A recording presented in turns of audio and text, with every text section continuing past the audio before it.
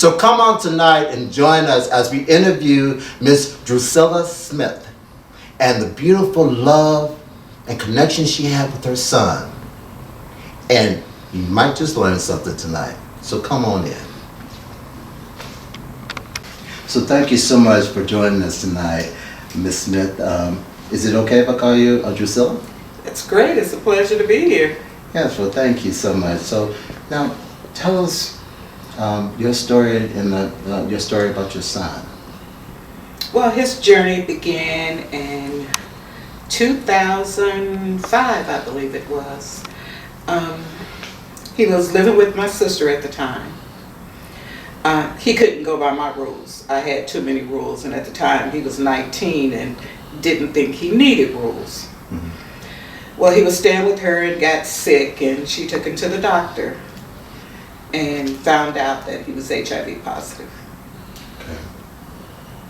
She brought him over to the house to tell me, and he did, but I think he was still in denial. And how long was he living with your sister before he was diagnosed with HIV? He was with her about 2 months. And after he was diagnosed, he stayed with her maybe a year. And then he was just from house to house. Was it because it was difficult living with your sister, or did he just, as we say, spread his wings? No, basically it was the ministry she was in began to tell her that his lifestyle was wrong. And a lot of the family members couldn't accept his lifestyle. So he just felt like he had no alternative but to just go from friend to friend and be out in the streets. So, and your son's name again? Akeem Johnson. I called him Boo Boo. And Akeem, he's one of how many children of yours? He's the youngest of 4 boys. Yeah. So he was moving from friend to friend's home, and where did he go from there? Well, one night he was at his god sister's apartment.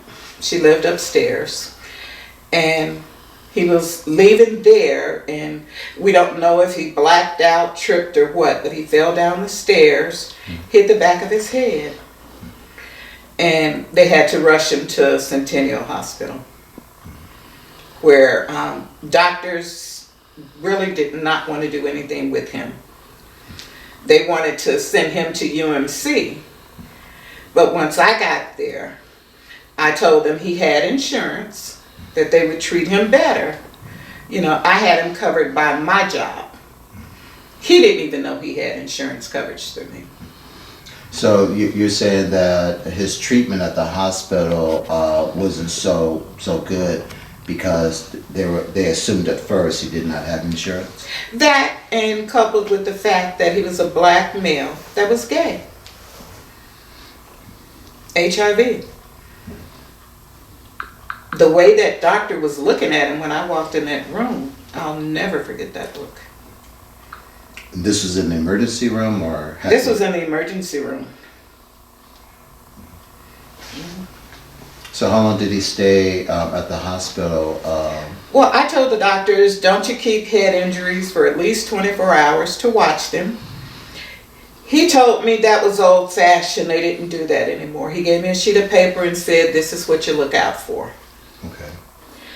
Akeem was living with my niece at the time, and she woke him up that next morning. I had made a doctor's appointment for him, but he said he couldn't move.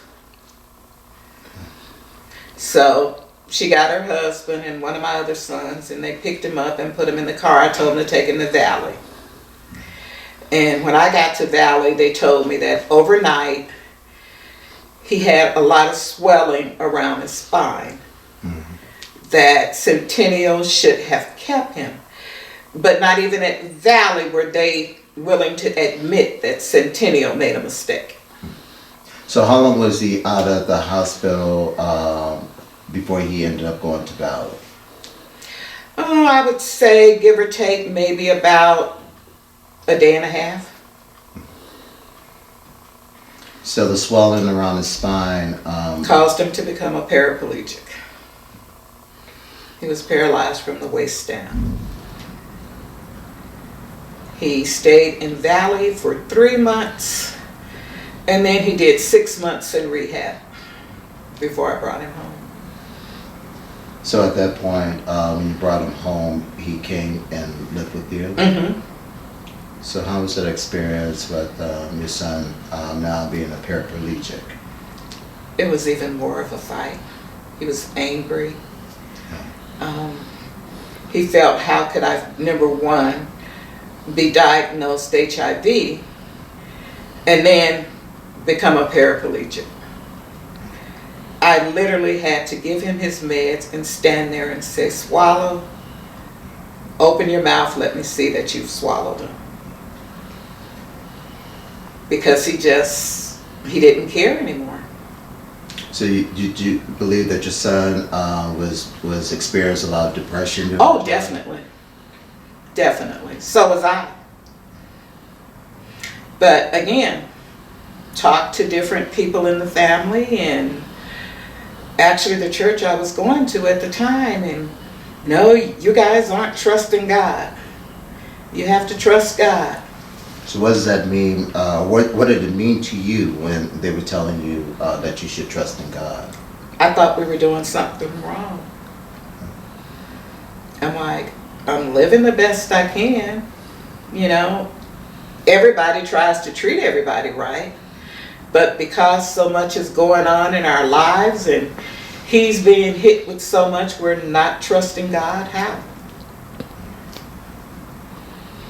And you're implying that it was suggested that if you trusted in God, then everything would be better. It would be better. And I even had a sister say to me, oh, you don't want to get help for you or him through a psychologist or anything because that'll be on your record.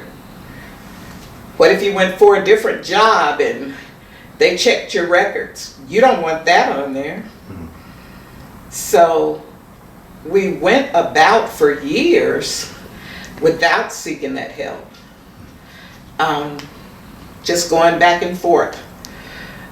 I was worn out, and I'm pretty sure he was too. So during that time that he was staying with you, at any time did you have any support during that time? Yes. We finally found a ministry that supported his lifestyle, that helped us get a lot of resources that we were not able to get before. So that relieved a lot of pressure on me, which in turn relieved a lot of pressure on him. Because while I'm worried about him, he's worried about me. It was like you didn't see me without him. We were always together unless I was at work. So how was the living situation? Did you have any support at home with you? Because at that time you were married, if I'm correct. Yeah. My husband passed away 6 months after I brought Akeem home. And actually, because we were footing the bill for everything that he needed, his medicine, the bed, the chair, everything, we lost our home. Oh, I'm so sorry. So we had to move into Budget Suites. And I think we were in Budget Suites maybe 2 weeks. And my husband had a massive heart attack and died. So we were left homeless. Because I wasn't working during the time, I just had surgery myself. And that was it. We were just left out there. So when you became homeless, how did you continue to help your son, or were you able to help your son? We had to separate. He went to my oldest son, his oldest brother, and I went to his sister. And we stayed separated for about 3 months, which was hard on both of us. But luckily I had some wonderful friends, co-workers, that put me and him in a house and fully furnished it. Nice. So we were back together again. So once you were back together, how was life at that point in time? It was still tough. He was starting to get sicker and found out he was full-blown AIDS.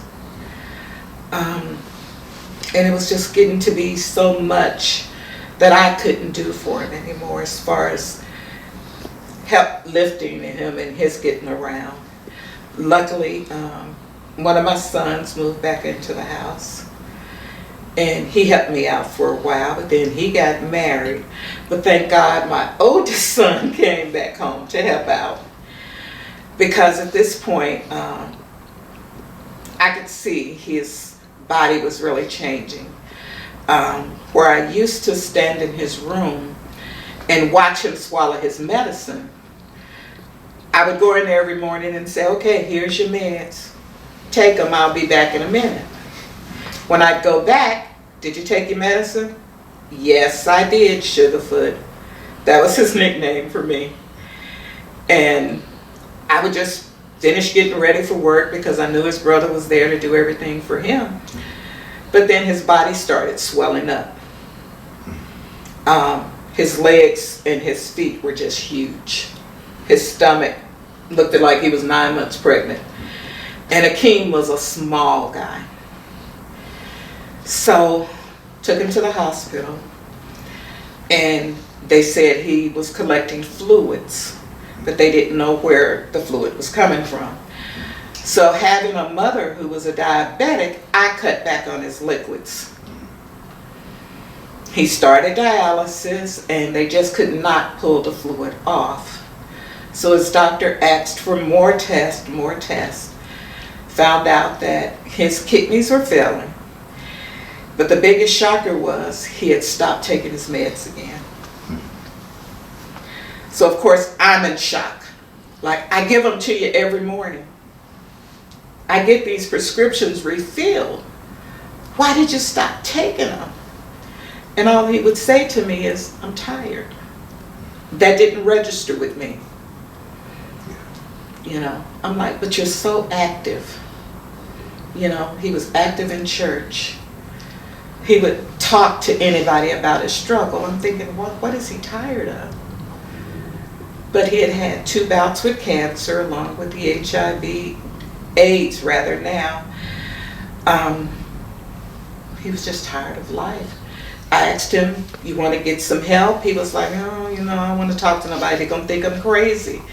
I reached out to several places. They never contacted me back. So the availability of resources out there was not there. Was not there.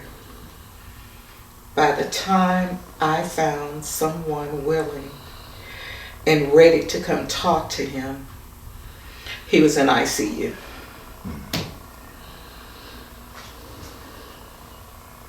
And what year was this when he... This happened in 2018. Okay.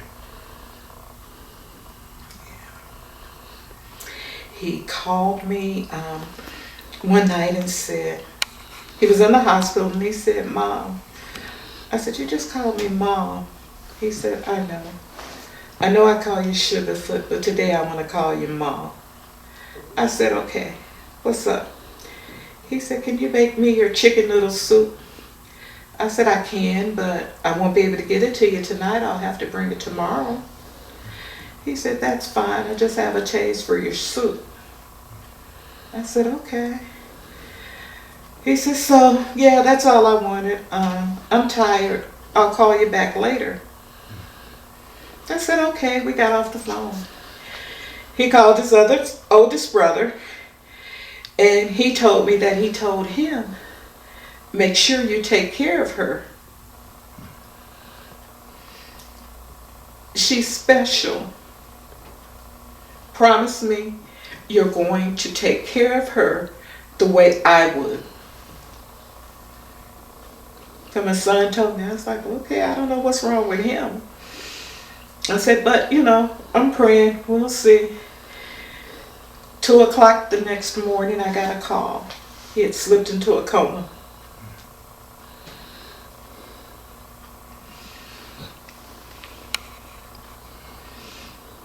I guess that was his way of telling me goodbye.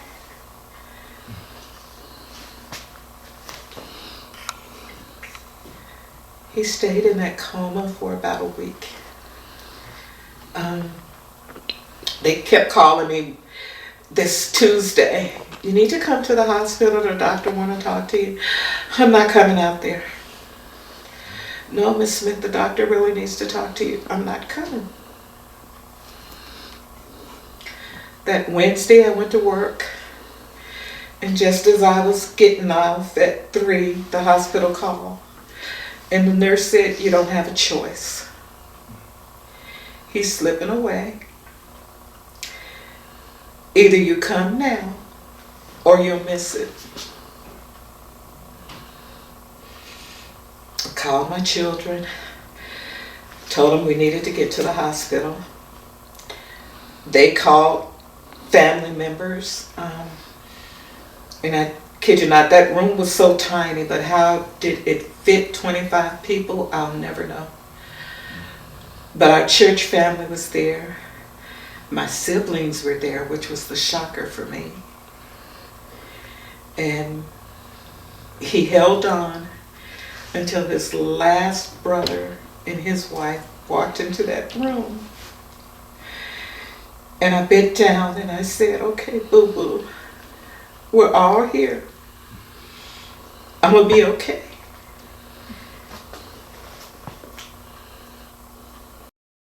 And he left us. So that was 3 years ago. So how are you doing 3 years later? I finally got that professional help. I'm on antidepressants, and I call them my happy pills. Because now I don't feel like I want to sit in a corner and just fade away. I know because of my life with him that I have a purpose. And I have another mother out there who needs that encouragement. Because I just feel I don't care what our children go through. We never stop being a mother. We never stop loving. But I don't think we let them know we love them. I make it a point now to tell the 2 sons that I have a great relationship with every day, every time I see them, I love you, right? Because I don't think I said that enough when they were growing up. I feel like had I reinforced that, he wouldn't have thought he had to hide his lifestyle. If you had a opportunity to talk to your son now, what would you tell him? I would look at him and tell him I loved him. No matter who you are or who it is you love, I love you. Who you love doesn't change that. How you live your life doesn't change that. I definitely reinforce that he's a part of me and nothing about how he's living is wrong. God don't make mistakes. People make mistakes in how they treat people. We become judgmental. I can never imagine losing a child. I have no children. But my brother passed away about almost 3 years ago as well. and to see my mother, and to see how absent sometimes she is when we talk about my brother, is very painful to see. Because I would imagine there's a part of you that's missing now. Definitely. He was my ride or die. We would even get dressed some mornings, and I would go in there to help him finish, and I'd be like, how you know I was putting on red today? And he's like, I didn't, but that's just what I want to wear. I'm like, so should I go change? I said, because you know people going to talk about us dressing the same. He's like, who cares? You know, it's me and you, Sugarfoot. And one thing he told me, you know, and again, I had no clue how close to passing he was. He said to me one night, he said, make me a promise. And I said, okay, if I can. What would that promise be? He said, promise me when I'm gone, you're going to live your best life. No more taking care of people. No more giving up what you want to do for other people. Travel, do you, and have fun. So I guess the question should be, are you living your best life? I am. I actually took my first cruise in 2019. Nice. Took a 7-day Mexican Riviera cruise. And I talked to him in my mind the whole time. Look, you see what I'm seeing? I know you're here with me. I mean, I talked to him like he's still with me. Well, he is. Yeah. Definitely is. So you had an opportunity to help another mother, another family that's struggling with their child's choices. What would you tell them? How would you help them? You don't want them out there in the streets looking for help, because that'll only push them to drugs or doing things that you don't want them to do. It's not your life. You can't pick out how they're going to live. You gave them life. Do everything you can to help them live it. And if a mother was dealing with a child who was HIV positive, how would you encourage her and support her? Get rid of the stigmas. You cannot get it because they eat off your fork or drink out of your glass. But at the same time, you take precautions and you get yourself some help. Because they're not going through alone. You're going through too. It takes a toll on the parent. And until we fight our own battles in our own heads, we're no good for our children.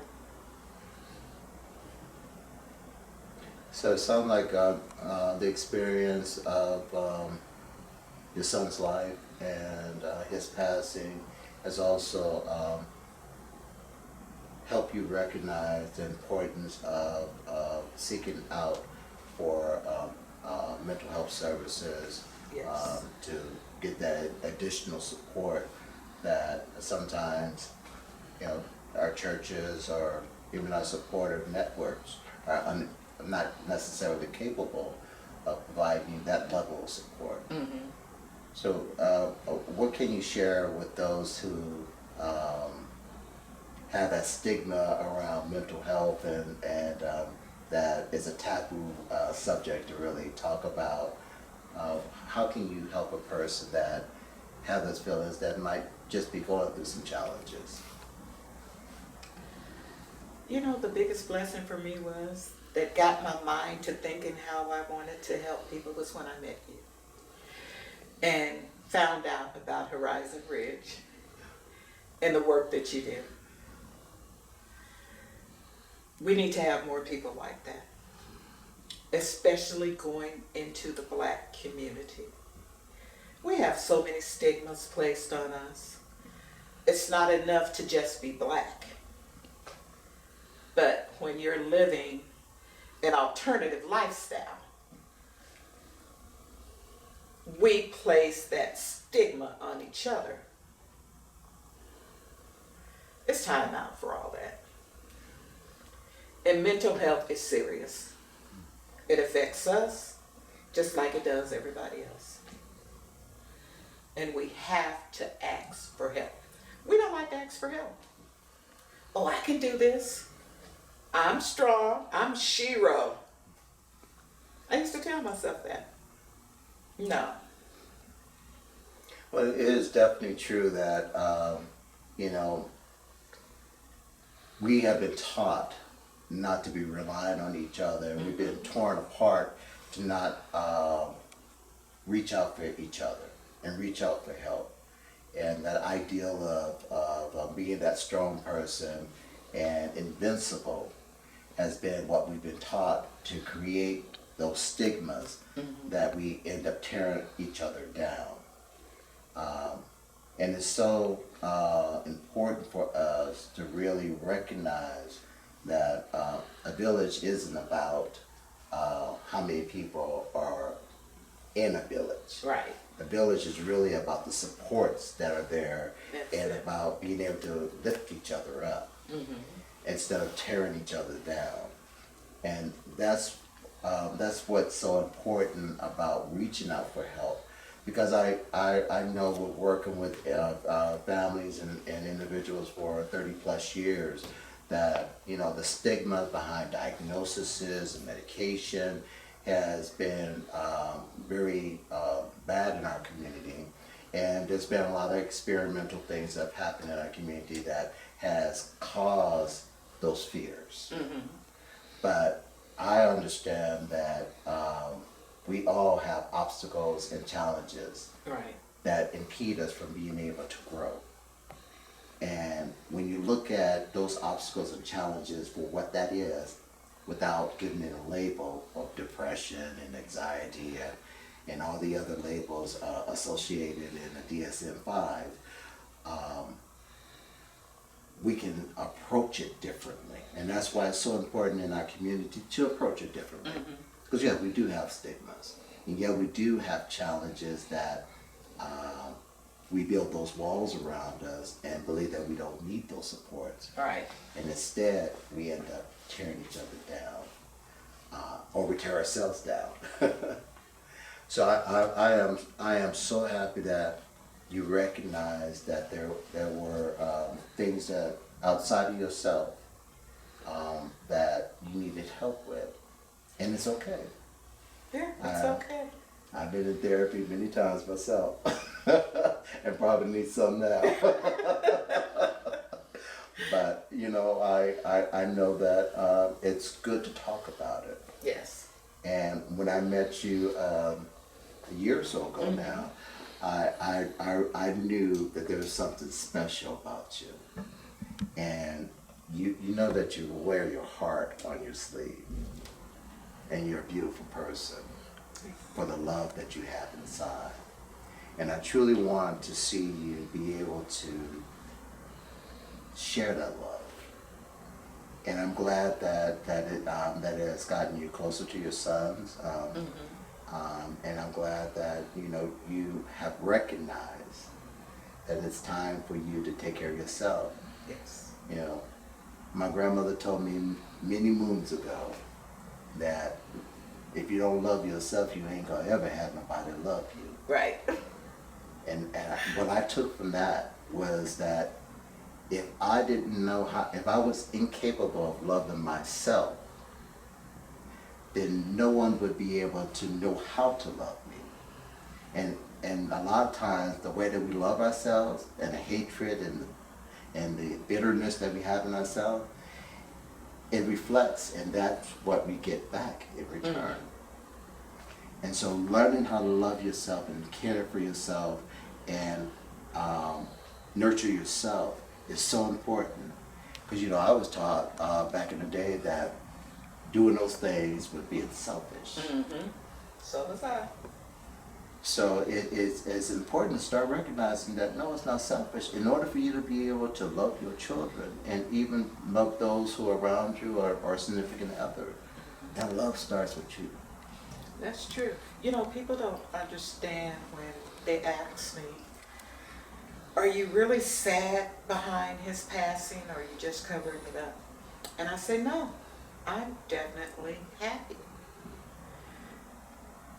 Yes, I wish he was still here, but he was suffering.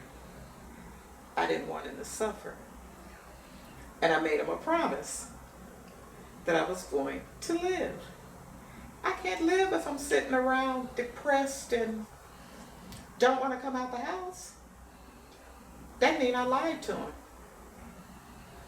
Do I think about him every day? Definitely. Definitely. I usually have a picture of him around my neck. For the strangest reason this morning, I could not clasp that chain to put that picture around my neck. And I said, okay, boo-boo, I'll leave it on my dresser. But I was able to clasp this necklace. I said, okay, I get it. Because probably what you didn't recognize at the time that I'm hearing is that although we are here about your son, this moment is about you. Confirmation. I heard that too. That he was my kickstart. And you are your son. Because he was a part of you. And you're living what he's asked you to do. Yes. Now I just have to finish it. And I thank you for this. I thank you for coming. I thank you so much for sharing your story. And I hope that someone is listening. Because it's just so important for us to understand that when we put ourselves in these boxes and get so caught up in beliefs and traditions that we were taught, Right. not that we were forced into, that we end up creating separations from our loved ones that just isn't good enough anymore. And it just doesn't create and build our community. It continues to tear us apart. And so I thank you so much for sharing your story. And I know that there will be a lot more to that story as we go along. Because now this story is going to move on about you and the wonderful things that you do and how you enrich other people's lives. So thank you, Drusilla. Thank you for having me. So I would like to thank everyone for sharing this moment with us. Black Lives, a conversation. And tune in again and we'll be talking it up. All right. Thank